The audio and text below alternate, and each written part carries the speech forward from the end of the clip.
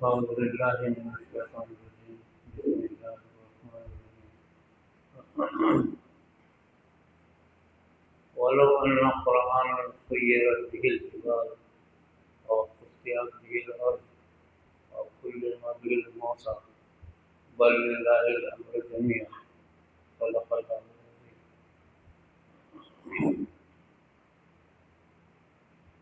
یہ قرآن کریم کی ایک آیت ہے. اس میں قرآن کی طاقت کا ذکر ہے.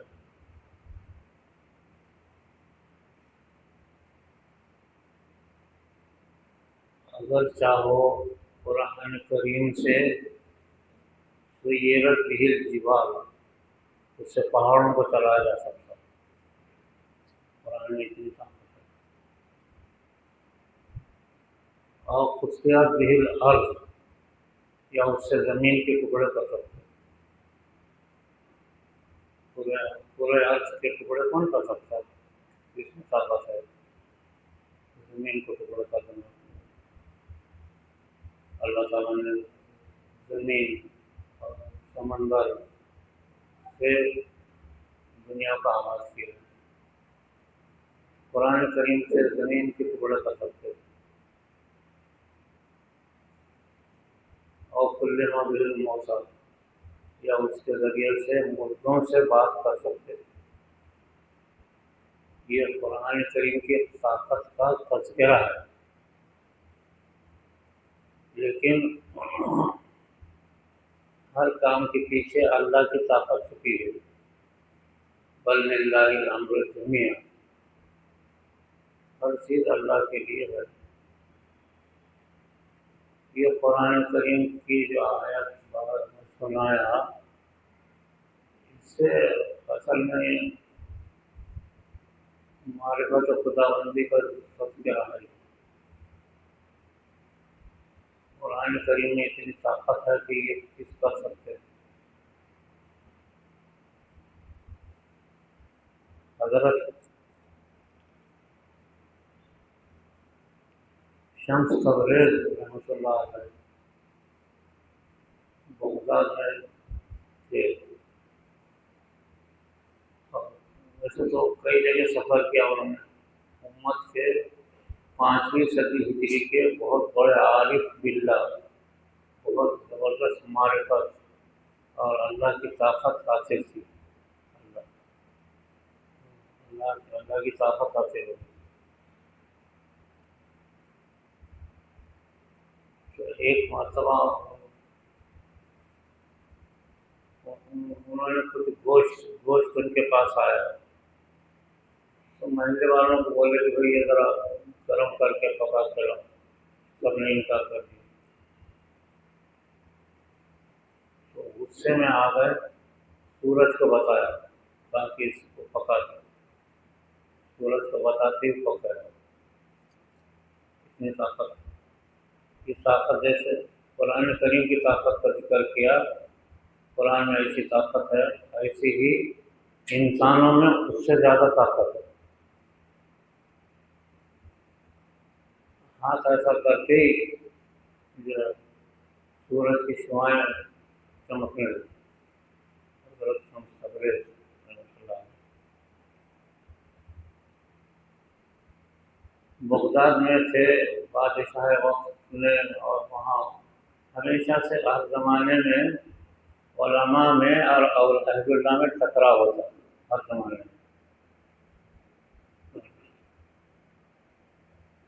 احمد ابن حنبل کو علماء نے بادشاہ امیر اور خلیفہ وقت کو بہتا کر ایک نیا مسئلہ کھڑا کر دیا. احمد ابن حنبل مسئلہ یہ کھڑا کر دیا کہ بھئی یہ جو قرآن کریم اللہ کی کتاب ہے یا مخلوق ہے. بلا وجہ جب اہل اللہ علماء کا ٹکراؤ ہو جاتا ہے، کئی دفعہ ہوا ہے بہت بری طریقے سے. ہمیشہ یہ بات سمجھتے نہیں. جو علماء سمجھتے ہیں وہ چار چاند لگ جاتے ہیں ان کو. جو نہیں سمجھتے وہ فتنے پیدا کر دیتے. امام احمد بن حنبل کے زمانے میں کیا تھا، آواز برابر آ رہی تھی اس کی، کیا گونج رہی آواز، آواز صاف سمجھ میں آنا۔ میں تقریر جو ہے لوگوں کے تقریر کے لیے سب نہیں ہوں، چل کر کے تقریر کرنے 25 لانے کچھ ایسی بات سمجھاتا ہوں میں کہ آپ کو سمجھ میں آئے، اور تقریباً 50-60 برس سے ایسی ہے، پرانی تقریریں میرے کو یاد نہیں مگر لوگوں کو یاد ہے۔ تو ہمیشہ سے علماء کا اور اہل اللہ کا شکرہ ہوتا ہے، معرفت کا معاملہ الگ رہتا، الگ کیا ہے آگے کی کام کرتے ہو، اور یہ خالی کتاب پڑھ کے آئے ہوئے۔ امام احمد بن حنبل کے زمانے میں بلا وجہ کتنا پیدا کیا اور خلیفہ وقت کو بچا دیا۔ اب خلیفہ وقت جو اقتدار میں رہتے ہیں ان کا دماغ خراب رہتا ہے کہ قرآن کریم اللہ کی کتاب ہے یا اللہ کی مخلوق ہے، ایک بہت بڑا مسئلہ ہے۔ جو علماء ہیں وہ پڑھے ہوں گے کہ القرآن کتاب اللہ غیر مخلوق، شرع عقائد کے اندر یہ جملہ ہے، مگر انہوں نے اس کو خلیفہ اس کو بتا دیا کہ ذالک الکتاب، قرآن کہا کہ انہوں نے کہا کہ یہ کتاب ہے، اور کتاب کا انکار کیسا کر سکتے، اللہ کی مخلوق ہے وہ، حالانکہ کلام اللہ جو ہے اللہ کی مخلوق نہیں، قرآن اللہ کا کلام ہے، اللہ کی صفت ہے، یاد رکھو ہمیشہ۔ اگر مخلوق ہے تو فنا ہو جائے گا، مخلوق کے معنی فنا ہونے کے ہیں، تو کیا قرآن فنا ہو جائے گا؟ نہیں، وہ اللہ کا کلام ہے، اللہ کا کلام ہونے کی وجہ سے ہمیشہ سے ہے، ہمیشہ رہے گا، کلام اللہ ہے وہ۔ اور بلا وجہ جھگڑا پیدا کیے، خلیفہ وقت نے علماء کو جمع کر کے کہا کہ آپ لوگوں کو کیا کہہ رہا ہوں کہ یہ دیکھو کلام اللہ کی کتاب ہے، کتاب قرآن نے خود کہہ دیا ہے کہ وجہ سے کتاب منع ہو جائے گی۔ جو بڑے لائق علماء سے انہوں نے کہا کہ نہیں، یہ اللہ کی کتاب ہے اور مخلوق نہیں ہے، فنا نہیں ہوگی، بس جھگڑا شروع ہو گیا۔ اب اس زمانے میں اچھے لائق علماء کی طرف سے سب سے بڑے آدمی امام احمد بن حنبل سے بادشاہ خلیفہ وقت نے ان کو بلایا، آپ کیا کہنا چاہتے ہیں؟ تو امام احمد بن حنبل چاروں امام مسلم میں سے ایک تھے، انہوں نے صاف کر دیا کہ یہ اللہ کا کلام ہے، فنا نہیں ہوتا، مخلوق نہیں ہے۔ اس کے بعد حضرت امام احمد بن حنبل کو 1 سال تک رات دن مارتے تھے، کبھی ننگا کر کے شہروں میں گھماتے تھے۔ امام احمد بن حنبل اتنا بڑا مقام، کبھی ان کو گدھے پہ بٹھا کے شہر میں چلاتا تھا، اور علماء خوش ہوتے تھے، علماء کا معاملہ خوش ہوتے تھے۔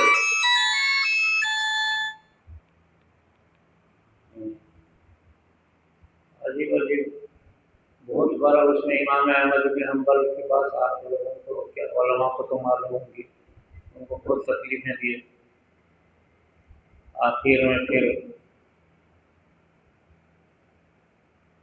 ایک ولی کامل کے ذریعے سے ایک عارف باللہ نے خلیفہ وقت کو سمجھا دیا ایسا ایسا معاملہ ہے، تو بادشاہ واپس لے گیا، اس نے حضرت امام احمد بن حنبل کو لا کر کے معافی مانگی، اور اس کے بعد معاملہ ختم ہوا۔ لیکن اس نے ان کو بہت تکلیف دی ہے زندگی بھر، 1 سال تک بہت مارتے تھے،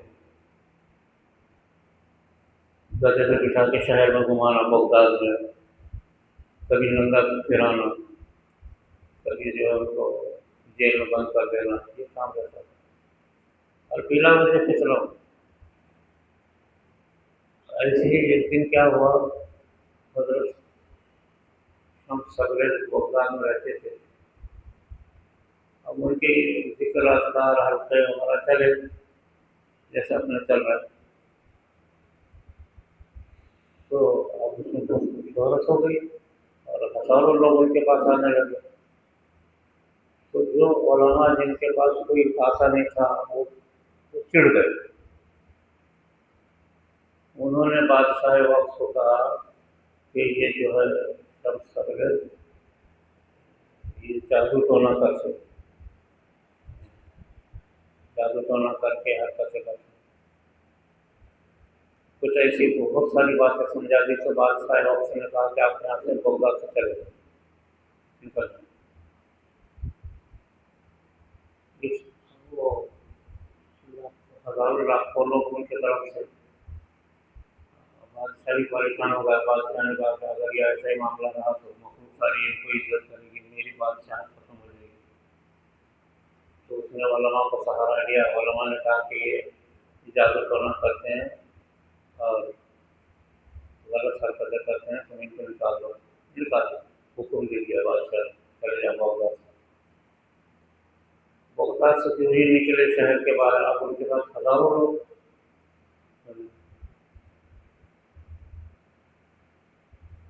اس سے ہمیں ایسا ہوا کہ دوسرے دن بادشاہ وقت کا بیٹا بیمار ہو گیا اور مر گیا.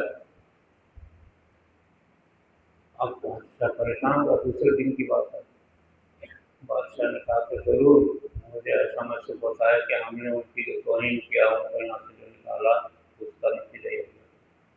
فوراً بادشاہ نے درباریوں کو بھیجا، کہا کہ جاؤ کسی طریقے سے ان کو منع کرا.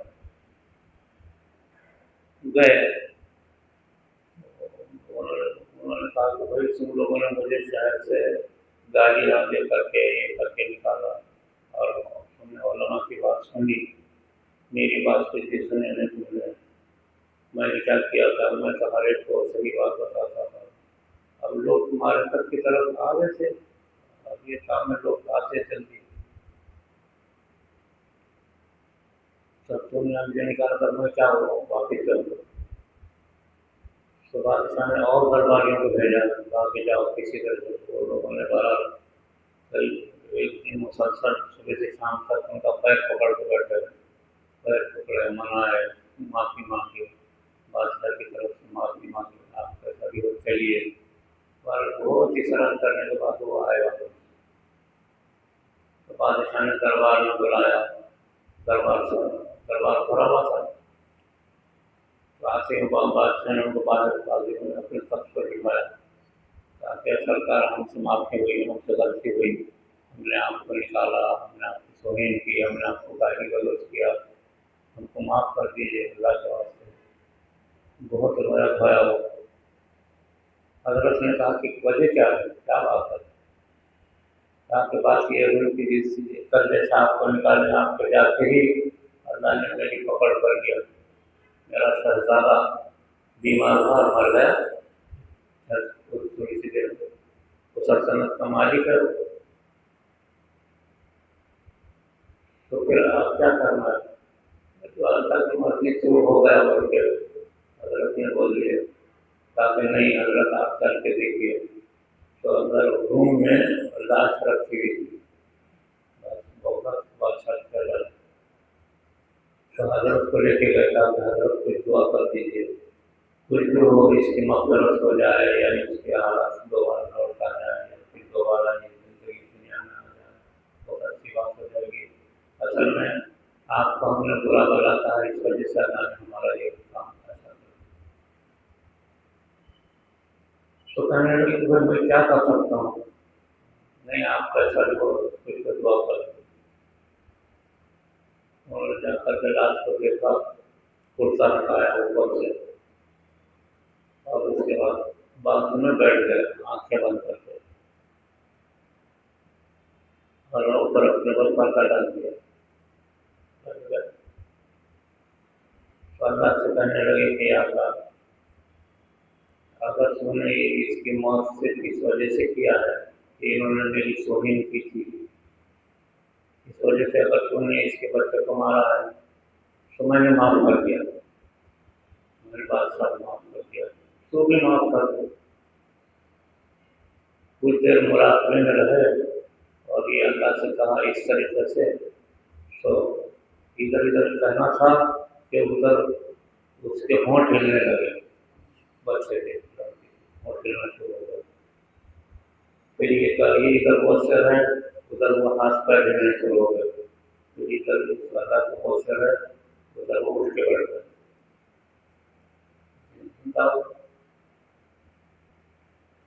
تو ہمیشہ سے کیا ہوتا ہے اصل میں ہمارے پاس کا معاملہ ایسا کیسا ہے کہ ہمیشہ سے ظاہر کے علماء سے ٹکرا ایسا بہت مسئلہ ہو۔ شیخ سرما اسی وجہ سے شہید کر کے گئے، شیخ سرما، اور حالانکہ شیخ سرما جو ہے صحیح راستے پر تھے، اور بلا وجہ علماء نے ہنگامہ مچایا کہ دیکھو یہ شیخ سرما تو ننگا رہتے ہیں، اورنگزیب عالمگیر کو کہا جا کر کے دلی میں کہ یہ ننگا پھرتے ہیں، یہ ولی نہیں ہے، یہ مجذوب نہیں ہے، آپ ان کے ساتھ سے کیا کہنا چاہتے ہیں؟ ان کو ریاست دلی سے بھگا دو یا ان کو فخر شاہد کر دو۔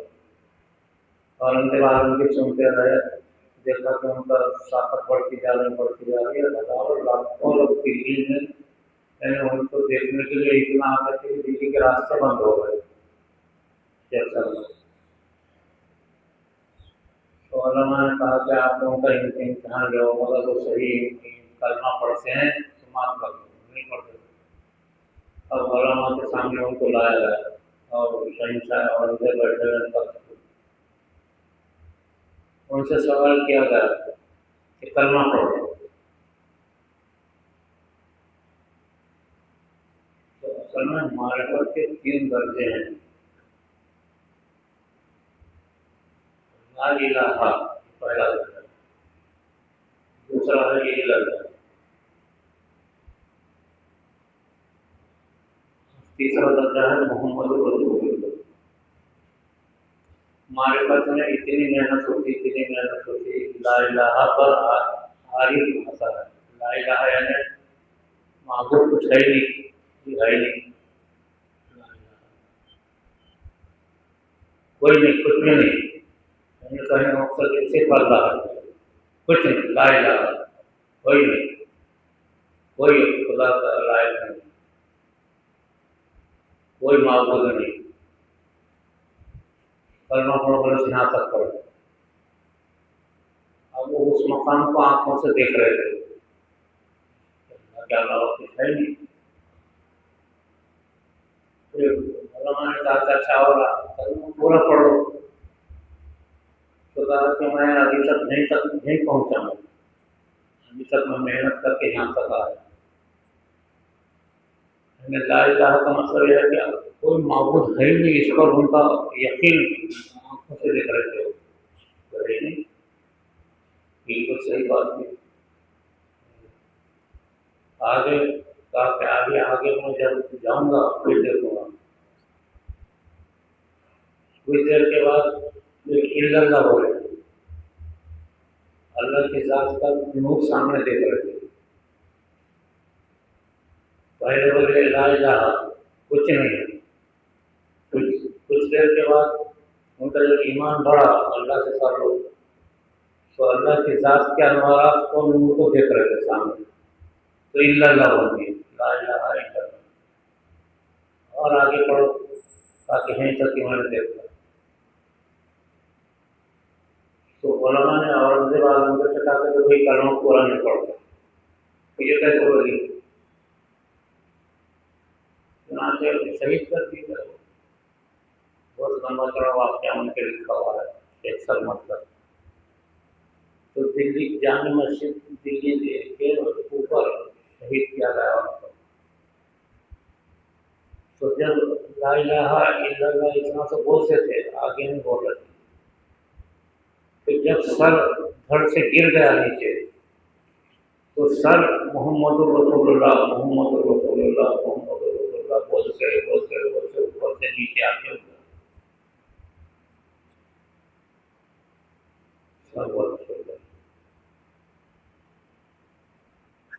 ایسے کئی واقعات ہیں جہاں آ کے رکا وہی مزار ہے ان کا، شیخ سرما۔ ایک معرفت کی باتیں اصل میں عام عام لوگ سمجھتے نہیں، لیکن جو معرفت کی محنت کرتے ہیں نا ان کو سمجھ میں آتا ہے۔ لا الہ الا اللہ کی محنت کرنا سمجھ میں آتا ہوتا ہے کہ کیا چیز ہے۔ ہمیشہ سے ہر زمانے میں اہل علم سمجھنے کی کوشش نہیں کرتے اور معرفت کے قریب نہیں آتے۔ یہ کیا ہے بھائی، الا اللہ الا اللہ الا اللہ پکار کر بہت سارے علماء حاجی بول رہے تھے الا اللہ کیا مطلب ہے؟ یعنی ان کو پتہ ہی نہیں کہ بھائی اصل ایمان الا اللہ ہی ہے، بس سوائے اللہ کے کچھ نہیں۔ اصل ایمان یہ انسان کو اس کا پورا یقین ہو جاتا ہے۔ تو اس طریقے سے دنیا میں ہمیشہ سے جو ہے معرفت کی باتیں عوام نہیں سمجھتی، لیکن جو سمجھتے ہیں تو پھر وہ بہت ترقی کر رہے ہیں۔ شہنشاہ بغداد نے حضرت شمس تبریز کو اعزاز کیا، بڑے شان سے رکھا، بعد میں کا شخص ہو گیا۔ آگے بہت سارا واقعہ ہوا ہے، تو اتنی ایسی اللہ کی طاقت حاصل کر لیں۔ قرآن کریم میں اللہ کی طاقت رکھی ہوئی ہے لیکن چھپی بھی ہے، اسی طرح کثرت سے تلاوت کرو گے تو آپ کو آئے گا۔ لا الہ الا اللہ میں طاقت پوشیدہ ہے۔ الا اللہ کیسے ہی زمین کے ٹکڑے ٹکڑے ہو جائے۔ حضرت موسیٰ علیہ السلام الا اللہ کی جب ضرب لگاتے تھے، حضرت بعصاک الحجر، ضرب لگا پتھر کے اوپر، پتھر پہ جو ہی ضرب لگایا فانفجرت منہ اثنتا عشرۃ عینا، 12 چشمے کھل گئے لاکھوں بنی اسرائیل کی۔ یہ ضرب ہے یہ الا اللہ کی۔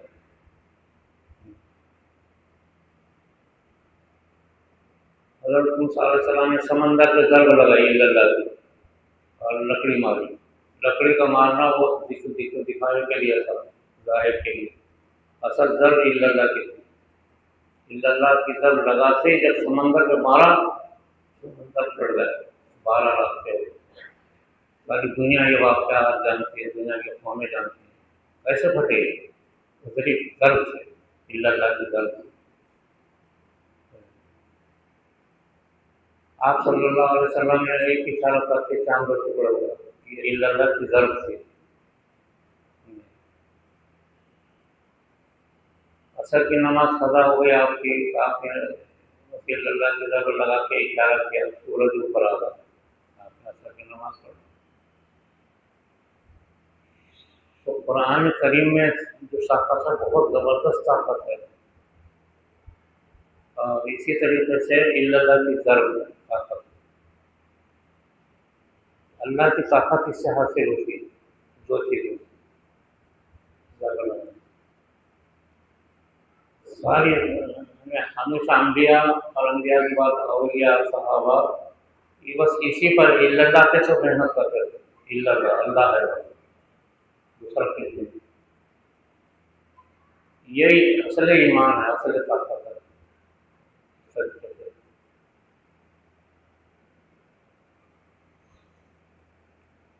تو یہ طاقت جو ہے اسی کی مشق کرائی جاتی ہے۔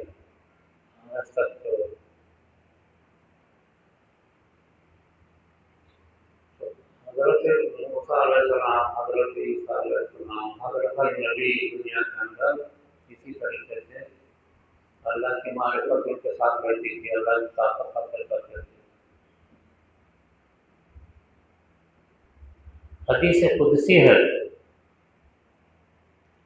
کنت کنزا مخفیا، اللہ کہتے ہیں میں ایک چھپا ہوا خزانہ ہوں۔ یہ کس وقت کہا؟ جب دنیا نہیں تھی، زمین نہیں تھے، آسمان نہیں تھا، چاند ستارے انسان جنات فرشتے کچھ بھی نہیں تھے، صرف اللہ کی ذات، صرف اللہ کی ذات۔ تو اللہ پکارتے تھے کوئی ہے کہ میری طاقت کے علاوہ؟ اللہ کے کوئی عالم احد کہتے ہیں اس کو، پہلے ایک عالم احد تھا، اس میں صرف اللہ کی ذات تھی، باقی کچھ نہیں۔ اس کو اعلیٰ نے احد کہتے ہیں، اکیلے سے۔ اچھا، تو اس وجہ سے اللہ نے کچھ کہا تم تو کنزم مخفیا، میں چھپا ہوا خزانہ تھا۔ اب میرے خزانے کو پہچاننے والے کوئی نہیں تھے، میری طاقت کو جاننے والے کوئی نہیں تھے، میری جباری ستاری فخاری کو پہچان کر ڈرنے والے کوئی لوگ نہیں تھے۔ طاقت کو اگر پہچانے تو پھر اللہ سے ڈریں گے نہ بھائی، اللہ کی طاقت پہچاننے والا کوئی نہیں تھا۔ تو اللہ نے خود کہا تم تو کنزم مخفیا میں چھپا ہوا خزانہ تھا۔ وَأَرَادَ أَن يُعْرَفَ، اللہ نے ارادہ کیا کہ لوگ مجھے پہچانے، مخلوق مجھے پہچانے کہ میں کتنی طاقت رکھتا ہوں۔ یہ کس وقت؟ جب صرف اللہ کی ذات ہے۔ فَخَلَقْتُ الْخَلْقَ، تو میں نے مخلوق کو پیدا کیا۔ تو سب سے پہلے جو مخلوق پیدا ہوئی وہ آسمان کی مخلوق پیدا ہوئی، ستارے، چاند، سورج، سیارے، یہ پیدا ہوئے۔ تو سیارے اللہ سے ڈرنا شروع کر دیے۔ سورج آج تک ڈرتا، حدیث میں آتا ہے کہ جب نکلتا ہے تو نکلنے سے پہلے اللہ کو سجدہ کرتا ہے، پھر شروع ہوتا، ڈوبتا تو اللہ کو سجدہ کرتا، کیوں ڈرتا اللہ کا؟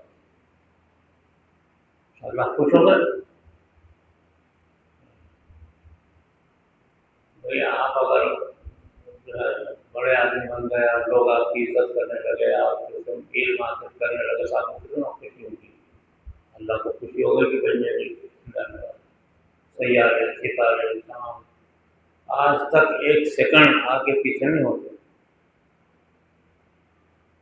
پھر اللہ نے ارادہ کیا تو زمین کی مخلوق پیدا کی، زمین، سمندر، پہاڑ، جنت، جہنم، یہ پیدا کی۔ تو سمندر کا ہر قطرہ اللہ سے ڈرتا ہے۔ آپ کبھی سمندر کے کنارے کھڑے ہو کے دیکھو، لہریں جو چلتی ہیں نا، جوال والا مسلسل آ کے ٹکرا کے دیکھتی، مسلسل ایک سیکنڈ آگے پیچھے نہیں ہوتے۔ سمندر کے کنارے کھڑے ہو جاؤ، ساحل پہ ایک سیکنڈ آگے پیچھے نہیں، تو اللہ تعالیٰ اور خوش ہو گئے۔ آسمان، زمین، یہ ساری مخلوق مجھ سے ڈرتی تھی۔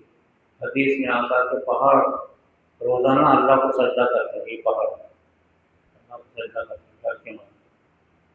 اللہ کی طاقت ان کے اندر آ گئی۔ اللہ سے ڈرنے سے اللہ کی طاقت آتی ہے انسان کو، یاد رکھو۔ جتنا اللہ سے انسان ڈرے گا، اب اللہ سے ڈرے گا کیسے؟ جب تک کہ اللہ کو دیکھے گا نہیں، اللہ کی طاقت کو نہیں دیکھے گا، اللہ کی معرفت حاصل نہیں کرے گا تو کیسے ڈرے گا؟ معرفت کسی کو جو ہے معرفت حاصل کرنا، تو اللہ کے اندر، انسان کے اندر ایک طاقت پیدا ہونا شروع ہو جائے، اس میں آسمان اور زمین کی مخلوق پیدا ہو گئی۔ لیکن پھر بھی اللہ نے دیکھا کہ میرے سے ڈرنے والے کچھ اور مخلوق نہیں ہے، پھر توجہ کی تو انسان اور جنات پیدا ہوئی، انسان اور جنات۔ اور جب انسان پیدا ہوئے تو اللہ کو خوشی ہو گئی، یہ مخلوق جو ہے میری طاقت حاصل کر سکتی ہے۔ آسمانی مخلوق، زمین کی مخلوق اللہ کے ڈر سے سیدھا کرتے رہے ہو، لیکن اللہ کا خوف، اس کی معرفت حاصل نہیں کر سکے، معرفت حاصل نہیں ہوئی۔ فرشتوں کو اللہ کی معرفت حاصل نہیں، جو بات ہوتا ہے بس اسی پہ عمل کر رہے ہو، ایک لمحہ آگے نہیں جا سکتے، ایک پیچھے جا۔ حضور صلی اللہ علیہ وسلم جب معراج میں تشریف لے گئے تو حضرت اسرائیل نے کہا، حضور نے پوچھا کہ مجھے کچھ آپ کی ایسی خاص بات بتا دو۔ کہا کہ مجھ پر 24 گھنٹے ایسا خوف طاری رہتا ہے کہ میں اگر ایک سیکنڈ اگر آگے پیچھے کرا یا کسی کی روح قبضہ کرنے میں ذرا سی غلطی مجھ سے ہوئی تو میں جل کے خاک ہو جاؤں گا. یہ مجھ کو ڈر رہتا ہوں. مخلوق میں خوف تو تھا، معرفت اللہ کی حاصل نہیں تھی. حضرت جبرائیل علیہ السلام اللہ سے ڈر کے کانپتے رہتے، مگر اللہ کی معرفت اللہ وہ نہیں دے سکتے، پہچان نہیں سکتے اللہ. تو ساری مخلوق جو پیدا ہوئی وہ اللہ سے ضرور ڈرتی ہے، مگر اللہ کی پہچان نہیں ہے ان کو، اللہ کے نور کو نہیں دیکھ سکتے جو حکم دیا وہ سچ کر. انسان جب دنیا کے اندر آیا تو انسانوں میں یہ کیفیت پیدا ہو گئی. انبیاء علیہ السلام آنا شروع ہو گئے انسانوں میں. تو ہر نبی اللہ کو پہچانتا تھا، اللہ کے نور کو دیکھتا تھا، اللہ کی طاقت حاصل کرتا تھا ہر نبی. اور اتنا اللہ سے قریب قربت تھے کہ ادھر انہوں نے کہہ دیا ادھر کر دیتے تھے اللہ. 900 برس حضرت نوح علیہ السلام نے قوم میں تبلیغ کی.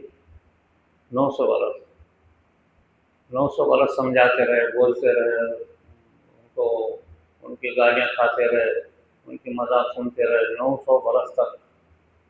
آخر ایک دن ایک جملہ کہہ دیا، ربی لا صدر من الکافرین تیارا. یا اللہ میں 900 برس تبلیغ کیا، یہ نہیں سنتے، یہ میرے کو پہچانتے نہیں ہیں، ایک کو بھی زندہ مت رکھ. ایک جملے میں عذاب آیا، پوری دنیا میں ساری انسانیت ختم ہو گئی. تو انبیاء علیہ السلام اللہ سے معرفت حاصل کرتے ہیں، طاقت رہتی ہے. چھوٹے سے چھوٹے نبی سے پوری دنیا مخالفت نہیں کر سکتی، نبیوں میں اتنی طاقت رہتی ہے. حضور صلی اللہ علیہ وسلم نے فرمایا مجھے 40 جنت کے مردوں کی طاقت ملی ہے، جنت کے 40 مردوں کی، اور ایک جنت کے ایک مرد کی طاقت 1000 انسانوں کے مرد کے برابر رہتی. تو آپ کو 40,000 انسانوں کی طاقت حاصل تھی. اس وجہ سے ایک مرتبہ آپ نے اعلان کیا کہ بھائی جہاد میں جنگ میں جانا ہے چلو، تو کوئی آیا نہیں. تو آپ اندر گھر میں گئے اور ذرہ بختر پہنا، خنجر لگایا اور جنگی لباس پہن کے باہر آگے کھڑے ہو گئے. کہ کوئی آئے نہ آئے مت کو جنگ. اللہ نے مجھے 40 مردوں کی طاقت دیا ہے جنت. تو ڈر کے مارے کہ تمام صحابہ بھاگ کے آ گئے، کیونکہ نبوت میں سب سے بڑا مرتبہ تھا آپ کا، اس وجہ سے سب سے زیادہ معرفت حاصل کیا آپ کو، اللہ کو پہچانتے. یہ انبیاء سارے انبیاء کی تو تھی لیکن آپ صلی اللہ علیہ وسلم کی بات بتا رہا ہوں، سب سے زیادہ آپ کو اللہ کی معرفت حاصل کی. اس وجہ سے اللہ تعالیٰ نے آپ کو معراج میں بلایا اور سامنے بٹھایا، کسی نبی کو بھی نہیں بلایا.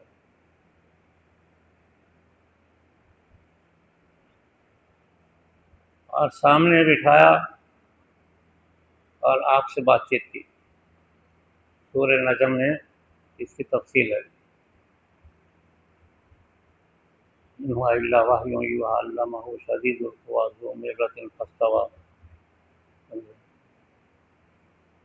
دنا پتہ دلہ، دنا کے معنی قریب ہونے کے، آپ اللہ کے قریب ہو گئے. ایسے ذات خداوندی اور آپ ایسے سامنے مشکل منہ میں جاتا ہے.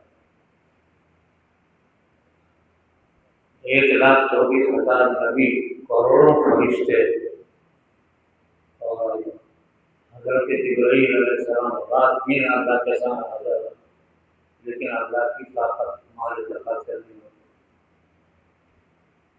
سرکار دو عالم صلی اللہ علیہ وسلم کو ایسی معرفت حاصل تھی کہ اللہ نے آپ کو میراج میں بلایا اور سامنے بٹھا فدنا، دنا کے معنی قریب ہونے، فدنا فکان قاب قوسین او ادنی، آپ اتنا قریب سامنے بیٹھے جیسے تیر کے دو کمان ہوتے ہیں، تیر کمان کے جو سرے رہتے ہیں، دو تیر کی جو کمان رہتے ہیں، تیر کمان کمان کے جو دو سرے رہتے ہیں ایک دوسرے کے بالکل آمنے سامنے رہتے ہیں، ذرہ بھی فرق نہیں ہوتا، اگر ذرہ بھی فرق ہو جائے تیر بڑا ہو جاتا ہے۔ فکان قاب قوسین او ادنی، تیر کمان کے دو سرے جیسے ہوتے ہیں ایسا اللہ کے قریب ہو آمنے سامنے۔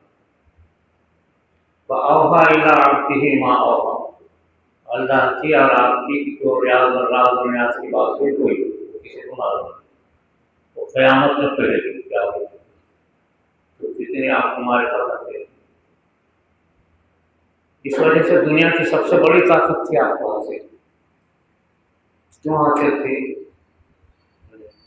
وہ تو آپ کو اللہ نے پیدا اس طریقے سے کیا، لیکن حدیث میں آپ فرماتے ہیں جس دن سے آپ پیدا ہوئے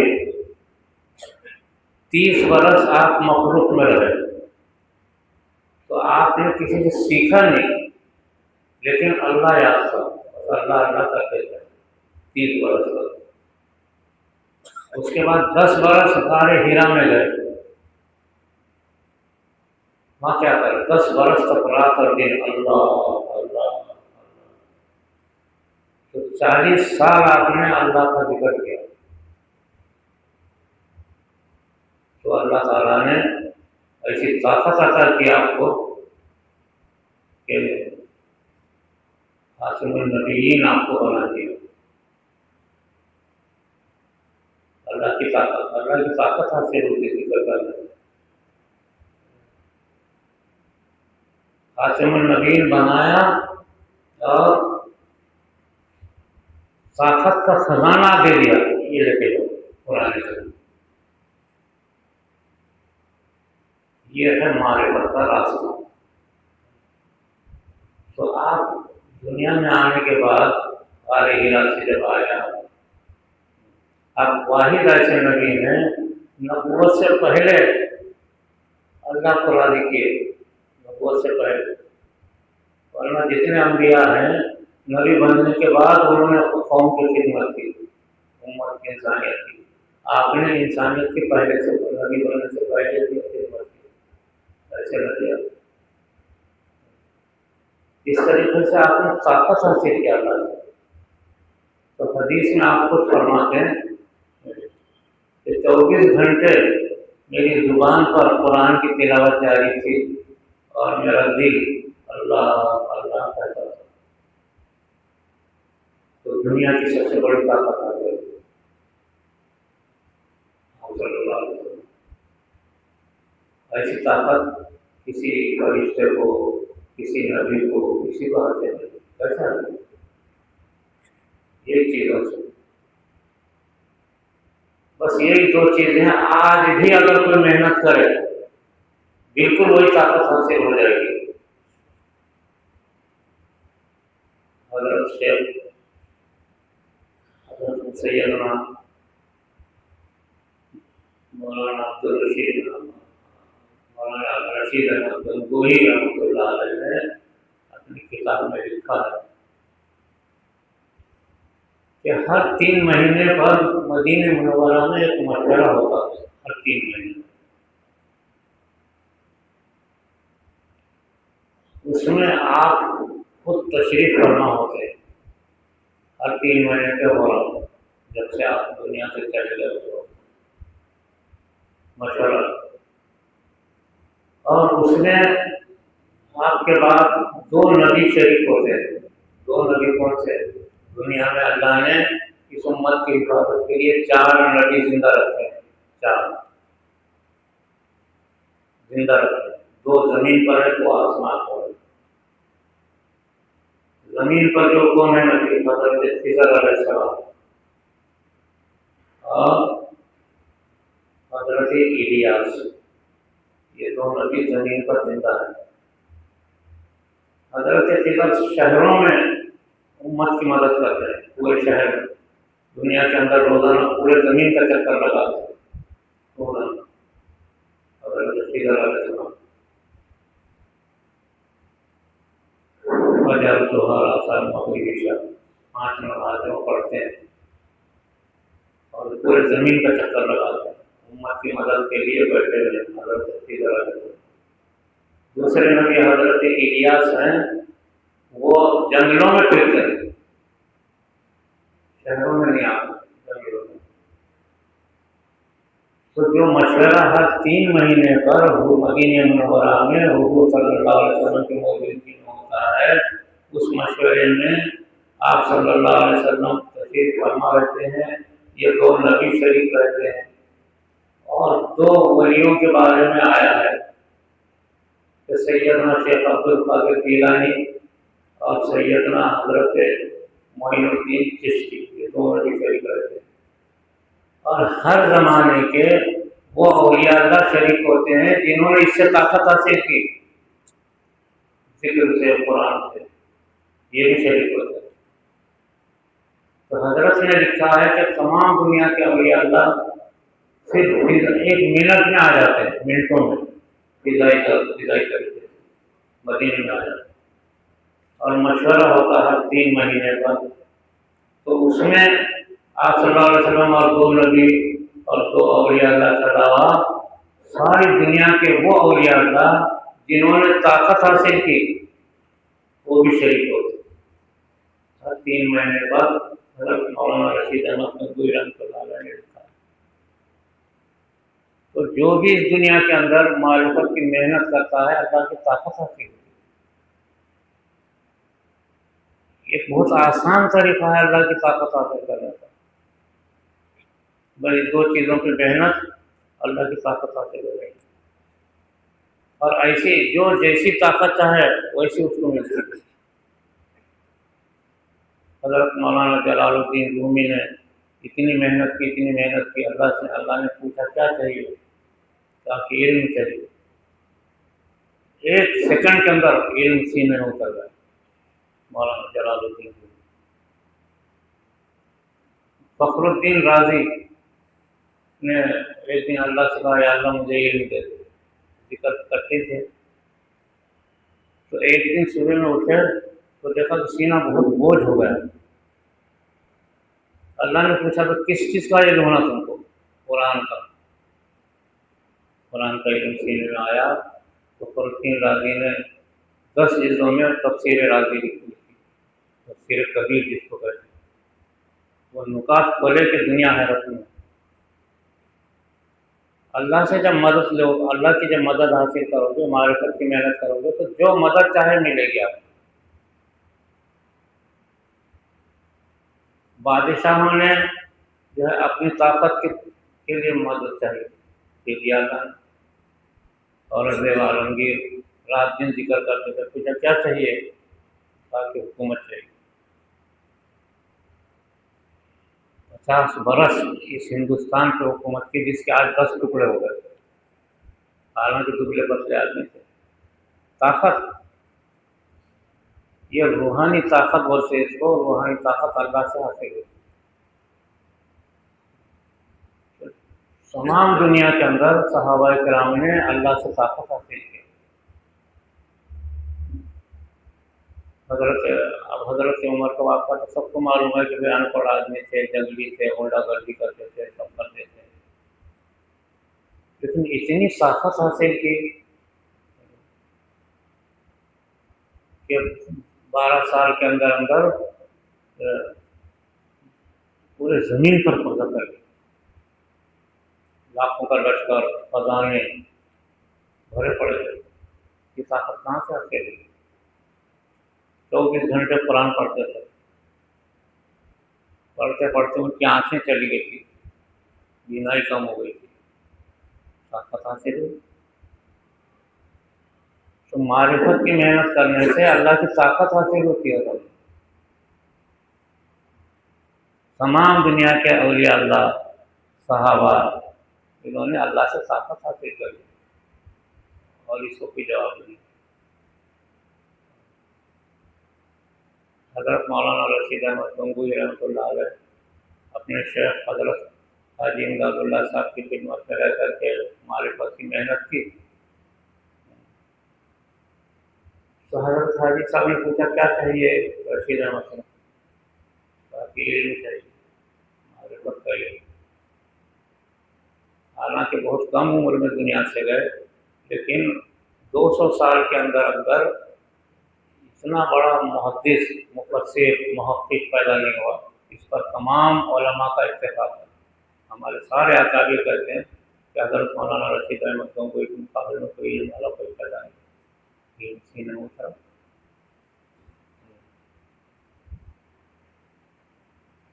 خود حضرت حاجی امداد اللہ صاحب مہاجر مکی رحمۃ اللہ علیہ عالم نہیں تھے، حافظ تھے، لیکن اللہ کی طرف سے وہ علم آیا سینے میں. تو مولانا رشید احمد گنگوئی فرماتے تھے کہ ہمارا علم کچھ نہیں، آج حضرت حاجی صاحب کے سینے میں ایسا علم ہے سمندر اس سے ٹکراتا ہے، سمندر کی کوئی شکل نہیں. یہ علم، یہ معرفت کی کیسے حاصل ہوئی؟ معرفت کی محنت کریں. تو آج بھی بہت آسان ہے اللہ کی معرفت حاصل کرنا، محنت حاصل کرنا. میں 10 سال سے محنت کر رہا ہوں. اصل میں اس مقام پر ہمارے اس حلقوں کے اندر 10-20 آدمی ایسے پیدا ہونا چاہیے تھا جن کو اللہ کی طاقت حاصل ہوتی. لیکن ہمارے لوگ محنت کرتے کرتے تسلسل چھوڑ دیتے. تسلسل چھوڑے کیا حاصل نہیں ہوتا، پچھلا معاملہ ختم ہو گیا. ورنہ افراد ہمارے پاس ایسے پیدا ہو گئے کہ جو اللہ کے نور کو دیکھتے ہیں، جن کے پاس اولیاء اللہ آتے ہیں، بات کرتے ہیں، جو مزاروں پہ جا کر کے بیٹھے تو مزاروں کے حالات درست ہو جاتے ہیں. ایسے افراد تو پیدا ہو گئے، لیکن ایسے افراد پیدا نہیں ہوئے جو مجلس میں شریک ہوں حضور صلی اللہ علیہ وسلم کی. اور بہت آسان ہے اس کی محنت کرنا. کثرت سے ذکر اور کثرت سے تلاوت یہ ایسی چیز ہے اللہ کی طاقت ہوتی ہے. معرفت خداوندی اس کو بھی بول سکتے. اللہ تعالیٰ چاہتے ہیں، اسی مقصد کے لیے اللہ نے مخلوق پیدا کیا. مخلوق میں انسان کو جو بڑا مرتبہ دیا اسی وجہ سے کہ انسان مجھے پہچانے گا اور میرے قریب ہوگا. انسانوں میں ایسے ایسے اولیاء اللہ پیدا ہوئے جنہوں نے بڑے کمالات دنیا کے اندر کیے. انبیاء کے بعد اولیاء اللہ بہت پیدا ہوئے کثرت سے. تھوڑی سی محنت میں ایسے ایسے لوگ پیدا ہوئے. جیسے میں بتایا نا، حضرت شیخ شمس تبریز رحمۃ اللہ علیہ، حضرت سراج مولانا شمس جلال الدین رومی، ایسے ایسے لوگ پیدا ہوئے. تو ایک دن اچھا معرفت سے معرفت کے ذریعے طاقت تو حاصل ہوتی ہے، لیکن اس کے ساتھ ساتھ مخلوق کو بھی تلاش کرتے ہیں عارفین کہ بھئی یہ ہم جو چیز ہم نے حاصل کی ہے یہ لوگ بھی حاصل کریں. یہ بھی خواہش رہتی ہے. سرکار دو عالم صلی اللہ علیہ وسلم کی اتنی خواہش تھی، چنانچہ آپ کے خواہش پر 1.5 لاکھ صحابہ ایمان لائے اور آپ کے ساتھ ہو گئے. ورنہ کہ جتنے انبیاء گزرے ہیں کسی نبی نے یہ خواہش نہیں کی کہ بھئی ہماری امت میں کثرت سے لوگ ایمان لائے. اس کی خواہش نہیں. محنت کرتے تھے، کوئی ایمان نہیں لاتا. آپ صلی اللہ علیہ وسلم نے معرفت کی محنت کر کے اتنی طاقت حاصل کیا، اس کے ساتھ ساتھ مخلوق کو بھی اپنی طرف کھینچا.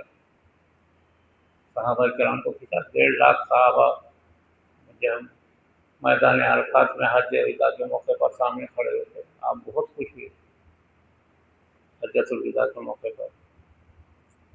یہ خواہش رہتی ہے ان لوگوں کی جو معرفت کر کے اللہ کی طاقت حاصل کرتے ہیں، تو اس کا مقصد صرف وہ اپنا خود فائدہ نہیں اٹھاتے کہ چلو میں اللہ کا بڑا بندہ بن جاؤں، اللہ مجھ سے خوش ہو جائے، اللہ مجھ سے بات کی. نہیں، بلکہ جہاں اللہ سے قریب ہوتے وہ اللہ کی مخلوق کو اپنے قریب کرتے. یہ جو ہے صفت ہوتی ہے معرفت کی.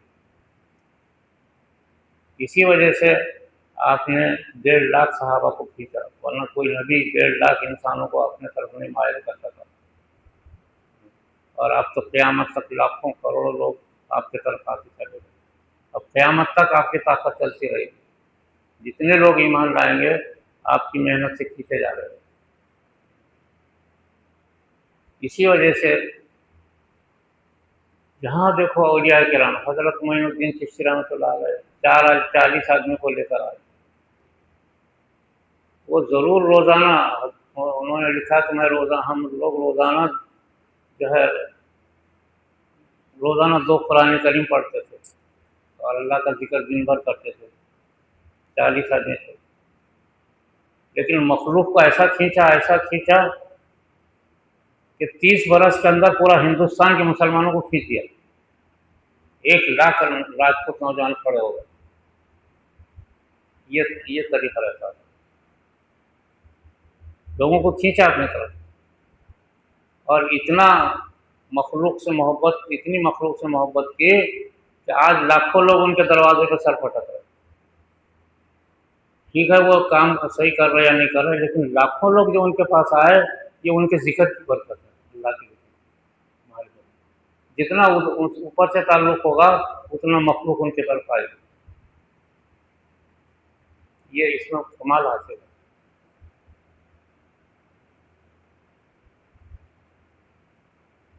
हज़रत अबू उबैदा रज़ियल्लाहु ताला अन्हु चीन गए। चीन इतना बड़ा मुल्क था, अकेले आदमी, बीवी न बच्चे, गए चीन पहुँचे। चीन पहुँच करके खाली एक दरख्त के नीचे बैठ गए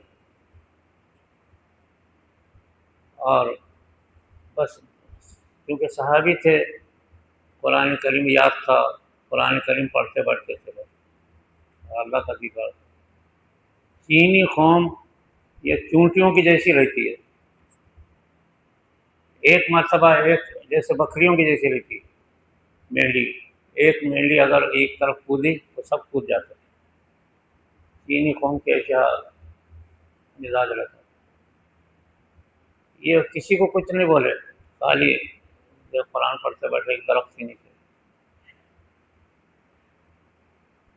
लेकिन नीयत ये थी कि चीन को मैं खींचूं, सारे मखलूक को।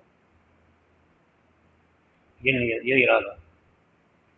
आप हम लोग भी इस मकसद से जो है मारिफत की मेहनत कर रहे हैं कि जितना आप अल्लाह से ताल्लुक़ पैदा करेंगे उतना लोग आपके भी करीब आ जाएंगे, हर एक के करीब आएंगे।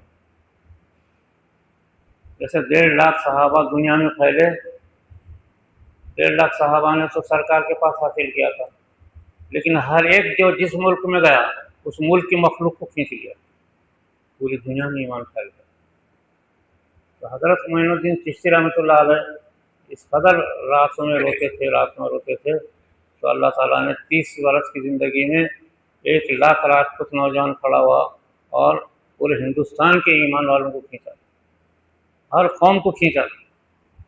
आज तक हर कौम हिंदुस्तान की सर पटकती है, लाखों की तादाद, हिंदू भी, मुसलमान भी, सिख भी, ईसाई भी, सब। ये किस चीज़ की अलामत रहती है? क्या चीज़ है ये चीज़ आपके पास भी हासिल है, आप कर सकते हैं। आप मेहनत करो इस पर, आपका भी मकाम ऐसा बन जाएगा। आप भी जहाँ बैठेंगे वहाँ हज़ारों लोग आपके पास आएंगे। ये इतना इतना आसान मामला है मारिफत का। चाहे इससे इल्म हासिल करो, इससे बादशाहत हासिल करो, इसके ज़रिए से विलायत हासिल करो, इसके ज़रिए से तख्त हासिल करो, इसके ज़रिए से हुकूमत हासिल करो। सारे दुनिया के बादशाहों का यही हाल है। शमसुद्दीन अल्तमश हिंदुस्तान के बड़े बादशाह गुजरे। नौकर थे, एक नौकर, ताजिर के नौकर थे। दिल्ली में वो ताजिर आया, तुर्की का था, उसके साथ इन्हों थे शमसुद्दीन अल्तमश, खादिम की हैसियत से। तो उसने ऐलान किया कि मुझे कुछ रकम चाहिए वापिस जाने के लिए, मैं उसके बदले ये आदमी को मैं दे देता हूँ। ऐलान हुआ, हज़ारों लोग जमा हो गए। कुतुबुद्दीन ऐबक बादशाह थे, वहाँ से सवारी गुजर रही थी। पूछा भाई ये क्यों जमा हो गए? कहा क्या ऐसा ऐसा ऐलान हो रहा है। कुतुबुद्दीन ऐबक सवारी से उतरे गए, देखा तो ताजिर खड़ा, बाजू में वो एक नौकर खड़ा हुआ। पूछा क्या बात है? کہا کہ مجھے کچھ رقم چاہیے، میں واپس جا رہا ہوں، میں تاجر ہوں، اور اگر جس نے رقم دیا اس کو میں یہ بچہ دے دیتا ہوں نوجوان۔ تو قطب الدین ایبک نے کہا کہ ٹھیک ہے، کیا ہونا چاہیے؟ جو مانگا وہ سارا دے دیا اس کو، اور شمس الدین التمش کو لے لیا اپنے ساتھ۔ شمس الدین التمش نے قطب الدین ایبک سے پوچھا کہ کیا بات ہے، آپ نے اتنی بڑی رقم دے کر کے میرے کو اپنے ساتھ لیا، کیا وجہ؟ اصل میں نے یہ دیکھا کہ تو روزانہ 10 پارے پڑھتا ہے، تیرے چہرے پہ لکھا ہوا ہے۔ حقیقت میں بھی وہ پڑھتا تھا شمس الدین التمش۔ چنانچہ قطب الدین ایبک کے بعد یہی بادشاہ ہوئے، اور ان کا بھی معمول تھا، آدھی رات تک رسی بانٹتے تھے، تو رسی بازار میں بکتی تھی، وہ کھاتے تھے، اور آدھی رات میں قرآن کریم کی تلاوت کرتے تھے۔ اللہ تعالیٰ نے وہ مقام عطا کیا، قطب مینار انہیں کا بنایا ہوا ہے۔ 30 برس ہندوستان کی حکومت کی شمس الدین التمش۔ قرآن کریم پڑھتے تھے تو قطب الدین ایبک نے چہرے کو دیکھ کے پہچان لیا کہ تو پڑھتا اس وجہ سے میں نے لیا۔ چنانچہ قطب الدین ایبک کے بعد جو خاندان ہے، انہی کے ذریعے سے دنیا میں چلا، 6 یا 7 بادشاہ ہندوستان میں ہوئے۔ تو یہ معرفت کی محنت اتنی آسان محنت ہے، اس سے جو آپ حاصل کرنا ہے حاصل کرو۔ صرف اس میں جو ہے اس بات کا لحاظ رکھے کہ اللہ سے تعلق پیدا کرے صحیح، اور اللہ کی مخلوق کو اپنی طرف کھینچنے کی نیت رکھے، بس اللہ کی مخلوق آئے، بس اللہ کا ذکر ہونا ضروری ہے۔ یہ محنت ایسی ہے۔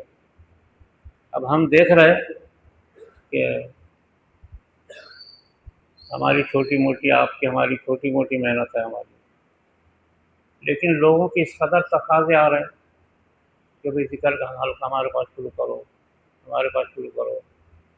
امراوتی سے ہر تقاضا آیا، بھوپال سے آیا، دلی سے آیا، ابھی بمبئی سے تقاضا آیا۔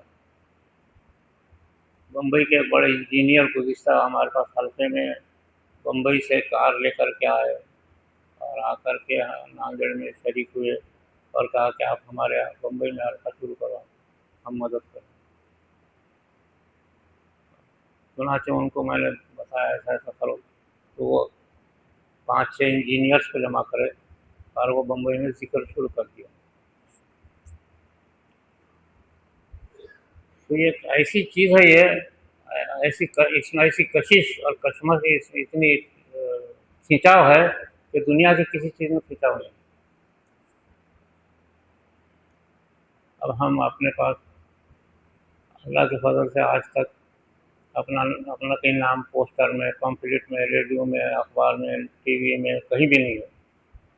آج کل لوگ شہرت حاصل کرنے کے لیے اپنے بڑے بڑے فوٹو، ایسی بڑی بڑی پگڑی باندھ کر کے فوٹو موبائل میں ڈال رہے، اخباروں میں چھاپ رہے، اور کچھ تو بھی بیان کو الٹا پلٹا لکھ دے رہے۔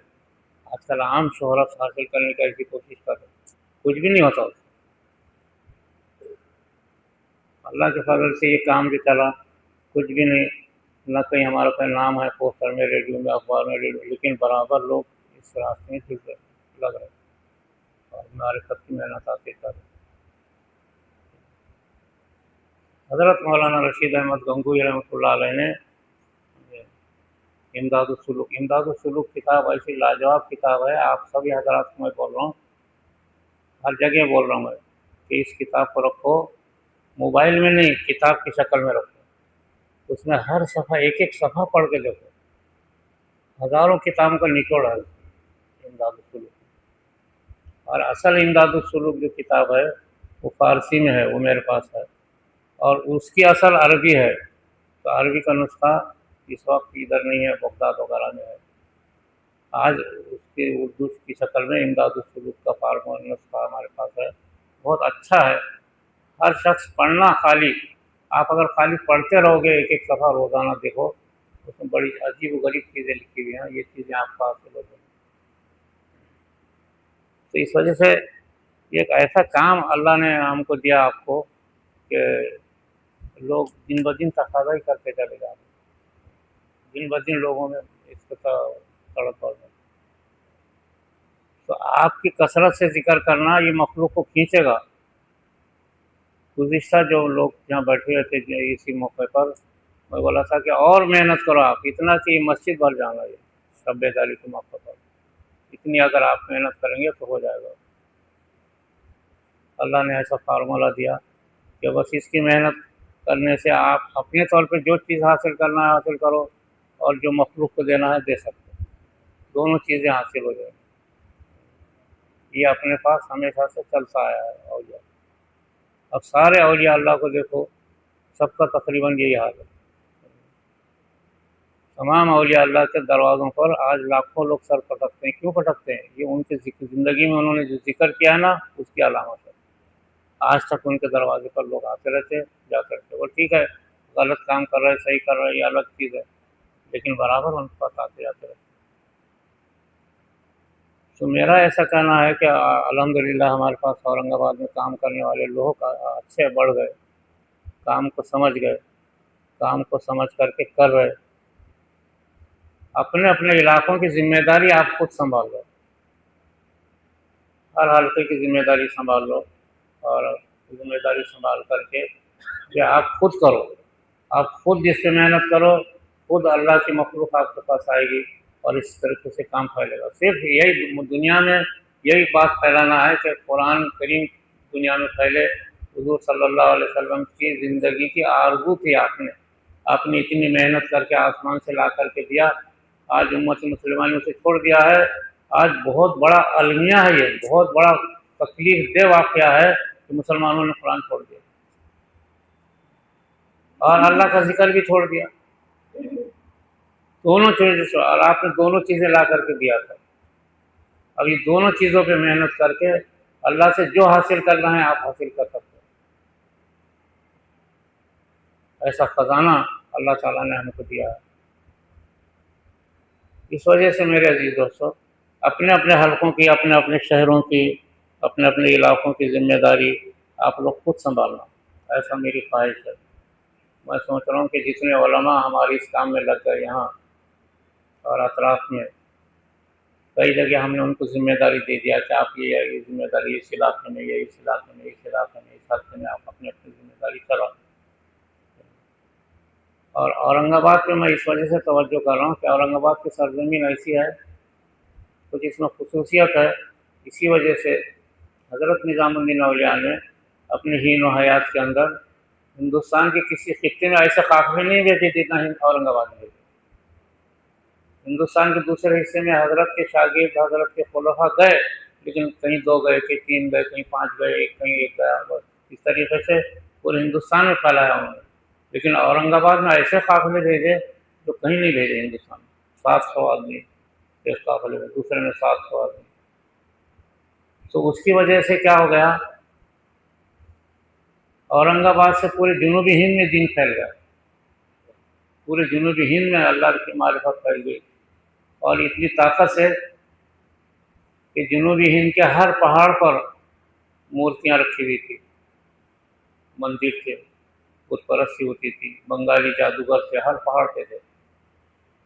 हज़रत ज़रदरी ज़रबख्श ने जो ज़िक्र जहरी शुरू किया, उसकी बरकत ऐसी हुई कि तमाम हिंद दक्कन के अंदर जितने पहाड़ थे, रात में जब ज़िक्र होता, सुबह में जाके लोग देखते कि मूर्ति नीचे गिर गई, बुत गिर गया।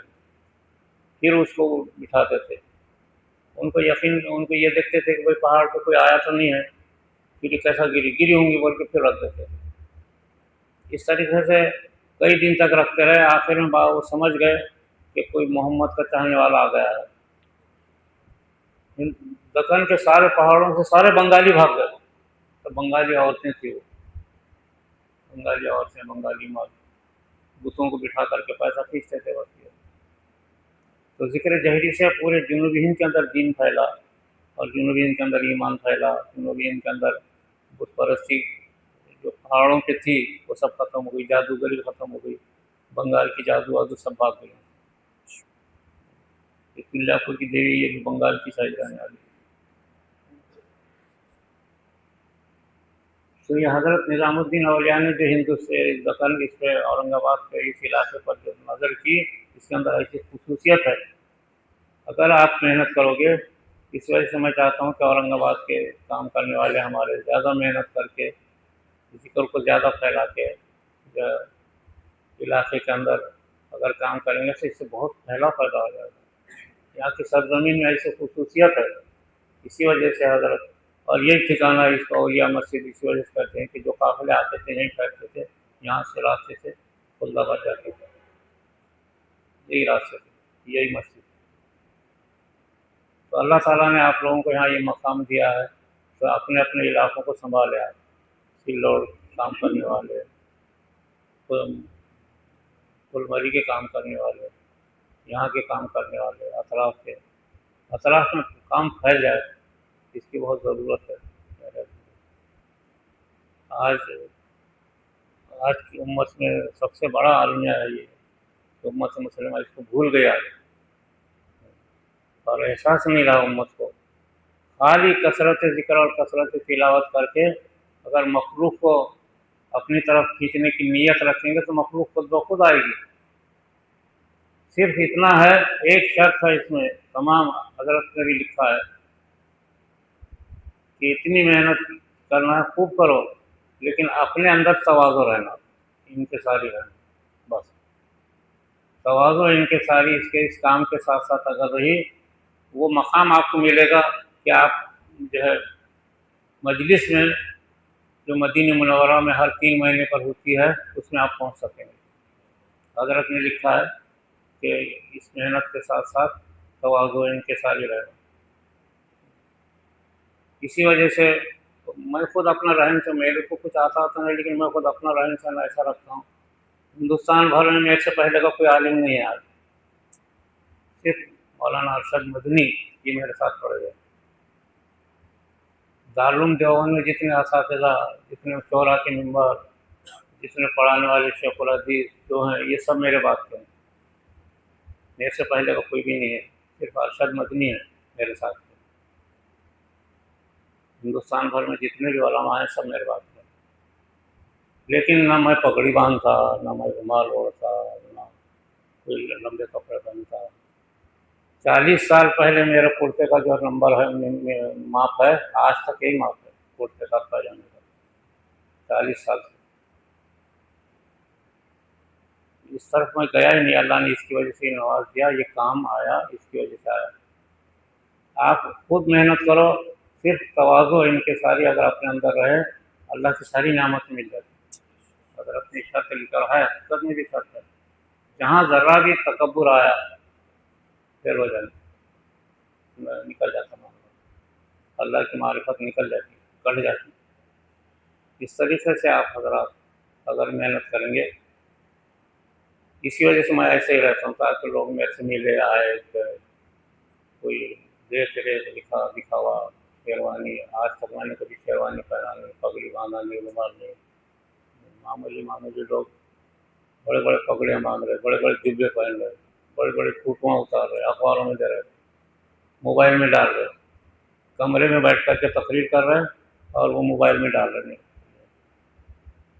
ایسا شہرت پسندی یہ صحیح نہیں ہے اسلام میں، اس کی وجہ سے معرفت حاصل نہیں ہوتی۔ تواضع انکساری سے معرفت حاصل ہوتی۔ اللہ نے اس کے ذریعے سے اتنا ایک علم کا سمندر میرے کو دیا ہے، معرفت کا، علم، عزت، محبت، اخلاق، لوگوں میں بڑی محبت ہے، حالانکہ میں کوئی ولی نہیں، کوئی بزرگ نہیں، کچھ نہیں، آپ کے جیسا ہی ہوں۔ اس وجہ سے معرفت کی محنت میں جد و جہد کرنا بہت ضروری ہے۔ آج کے زمانے میں بہت امت کی حالت خراب سے خراب ہو گئی، بد سے بدتر ہوتی چلی جا رہی، خصوصاً ہندوستان کے اندر۔ اب آپ حضرات زیادہ ذکر کی توجہ ہندوستان پہ کرنا، ابھی تک توجہ کر رہے تھے چاروں طرف۔ میں بول رہا تھا جب جنگ چل رہی تھی رمضان کے زمانے میں نے چاروں طرف بولا تھا کہ بھئی آپ لوگ ذکر میں توجہ کرو، جنگ بند ہونے کی۔ کئی نوجوان رات بھر روتے رہے، 40 دن گزرے، جنگ بند ہو گئی، آج تک بند پڑی۔ اب آپ حضرات ذکر میں توجہ کرنا ہندوستان پر، اس لیے کہ یہ ہندوستان اولیاء اللہ کا ملک ہے، انبیاء کا ملک ہے۔ بابا آدم یہاں اسی وجہ سے آئے، آدم علیہ السلام کے بعد کئی نبی آئے، آخر تک حضرت عیسیٰ علیہ السلام بھی یہاں آ کر کے گئے، حضرت موسیٰ علیہ السلام کے بارے میں بھی ہے وہ ہندوستان آ کر کے گئے، کئی نبی یہاں آ کر کے گئے، اور اس کے بعد انبیاء کے بعد اولیاء کا اتنا بڑا سلسلہ ہندوستان میں پھیلا کہ جس کی وجہ سے یہاں کی مخلوق جو پریشان حال تھی، بے چین تھی اور غربت میں پڑی ہوئی تھی، وہ ساری مخلوق کو یہاں کے اولیاء اللہ نے ایک راستہ بتایا۔ آج ہزاروں گنبدیں ان کی ہندوستان میں کھڑی ہوئی ہیں اور ساری مخلوق ان کے دروازے پر پہنچتی ہے۔ تو ایسا ہمارا یہ ملک ہے، اس ملک میں فتنہ انگیزی بڑھ گئی، گمراہی بڑھ گئی، اس کو دور کرنے کے لیے آپ حضرات ہندوستان پہ توجہ کرو کہ اپنا ملک ہے، یہاں کے حالات صحیح ہو جائیں، یہاں کی فتنہ انگیزی ختم ہو جائے، یہاں کے ظالم لوگ یا تو ہدایت ہو جائے یا ظالموں کو نیست نابود کر دے، فتنے ختم ہو جائے اور یہ دین و ایمان کو بڑھاوا ملے اور اولیاء اللہ کا ملک ہے، اولیاء اللہ کی کثرت ہو جائے۔ اس کے اوپر آپ توجہ کرتے رہنا، آپ کیا ہے جب بھی ذکر کریں گے، جہاں بھی ذکر کریں گے، اکیلے ہو یا مل کر کے ہو، اس پر توجہ کرتے رہو۔ اب یہاں سے اس بہت ضرورت ہے اس کی، اور ہندوستان ایک ایسا ملک ہے، حضور صلی اللہ علیہ وسلم کی خود توجہ تھی آپ کی ہندوستان پر، کسی نبی کی اتنی توجہ نہیں ہوئی جتنی آپ کی ہندوستان پہ توجہ تھی۔ آپ نے کئی حدیثوں میں بھی اس کے بارے میں، آپ کی کئی حدیثیں ہیں، آپ نے حدیث کی کتابوں میں پڑھا ہوگا ہندوستان کے بارے میں، اور اسی وجہ سے آپ کے کہنے کی وجہ سے آپ نے فرمایا کہ 3 طبقے ہیں جن پر جہنم کی آگ حرام ہے۔ آپ نے فرمایا ایک طبقہ جو میرے ساتھ ہے وہ صحابہ کرام کا، جہنم کی آگ حرام ہے ان پر۔ ایک طبقہ عیسیٰ ابن مریم کے ساتھ دجال کا مقابلہ کرے گا، اس پر بھی جہنم کی آگ حرام ہے۔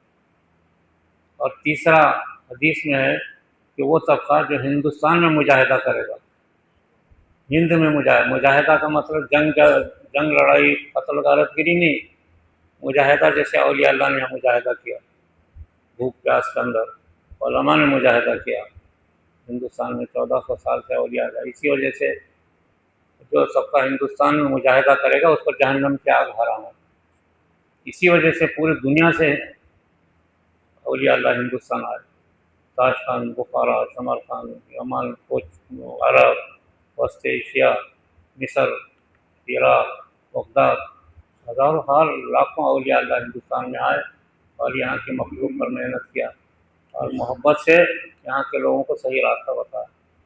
آج اس کی ضرورت ہے، آج ہمارے ہندوستان پر محنت کریں، آپ توجہ کریں، یہ کرنا ضروری ہے۔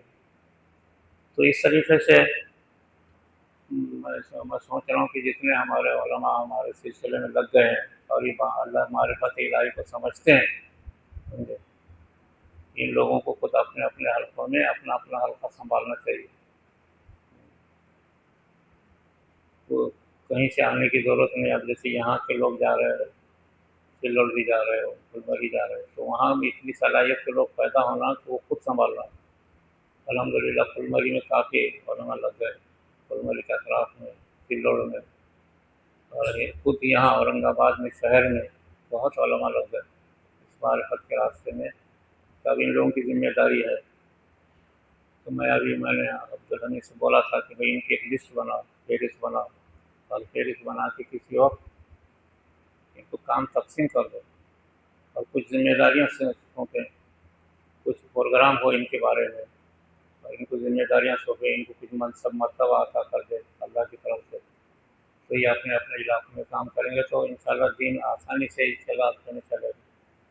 بس یہ بات حضور صلی اللہ علیہ وسلم جو اس وقت بے چین ہے مزار اقدس میں امت کے حالات پر، انسانیت اس وقت بہت تباہ ہو چکی ہے پوری دنیا میں، اور ساری دنیا کا ایک یلغار ہے یہ اسلام پر، یلغار ہے اس وقت مسلمان، اور مسلمان اپنی حقیقت کو سمجھنے کو تیار نہیں ہے۔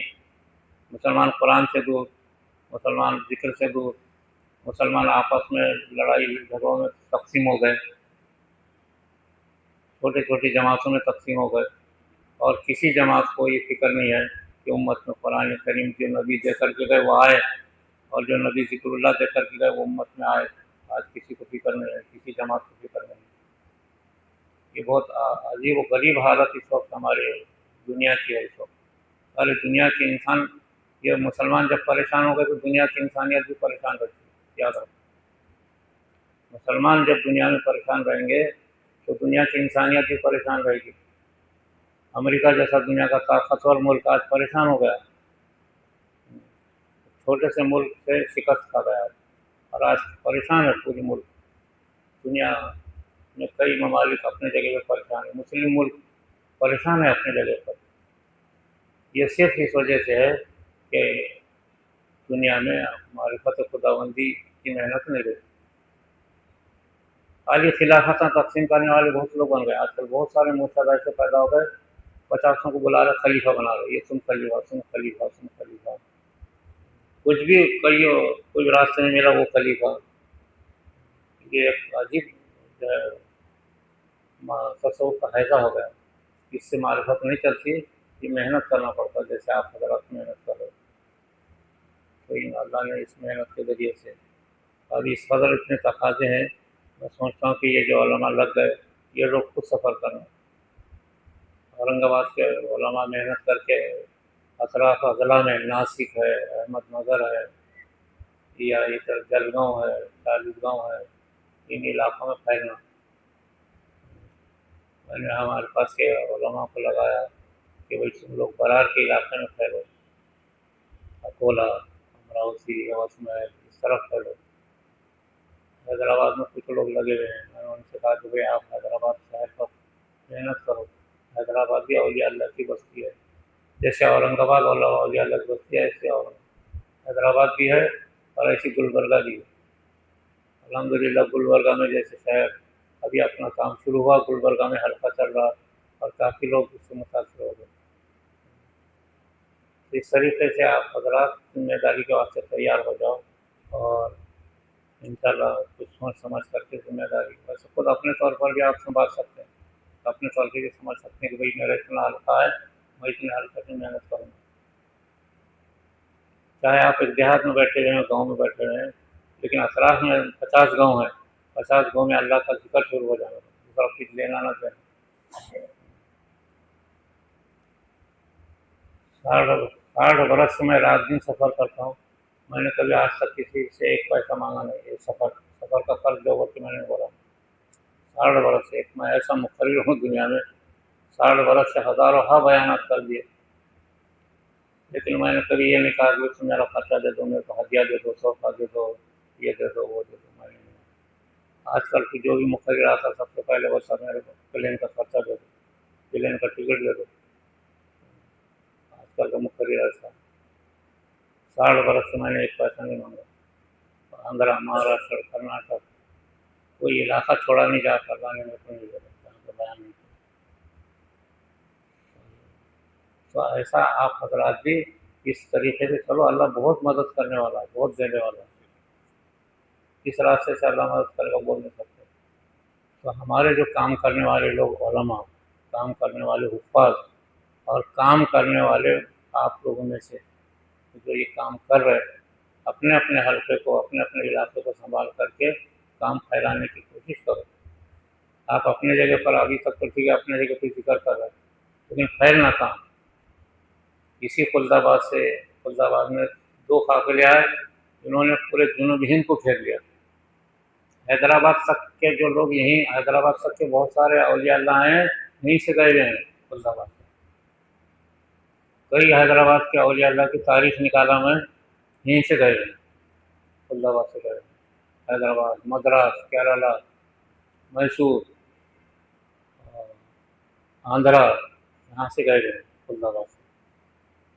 تو آپ کو یہ مقام حاصل ہے، اس وجہ سے آپ اگر اس کی محنت کریں گے تو انشاءاللہ اس سے بہت فائدہ ہوگا علاقوں میں۔ تو یہ کریں گے آپ حضرات انشاءاللہ۔ پونے 12 ہو رہا ہے، اب اس کے بعد شاید بھی ذکر ہوں گا اور مہمان نوازی ہوگی۔ ذکر کون کرا؟ ہاں ٹھیک ہے۔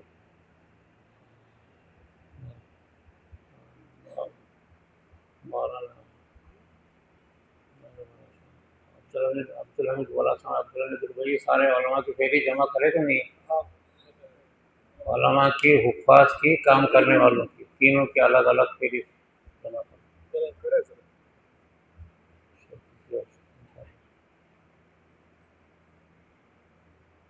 اسی چند باتوں میں نے برباد کر دیا.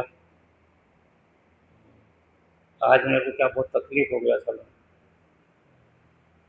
اس راستے میں 8 گھنٹے لگے ناندیڑ سے یہاں آنے کو، 8 گھنٹے. اس وجہ سے طبیعت تھک گئی ایک دم. ایسے راستے میں رکاوٹیں پیدا ہو گئی، کہیں آندولن ہو رہا تھا، کہیں کچھ ہو رہا تھا. 11 بجے نکلے یہاں 7 بجے پہنچے، 8 گھنٹے لگے، آنا تو 5 گھنٹے میں آتے رہتے. اس وجہ سے میں بہت تھک گیا ہے. لیکن آپ خبرات یہ کیسا ہے. ابھی پیر کے دن پربھنی کی شب بیداری ہے. پیر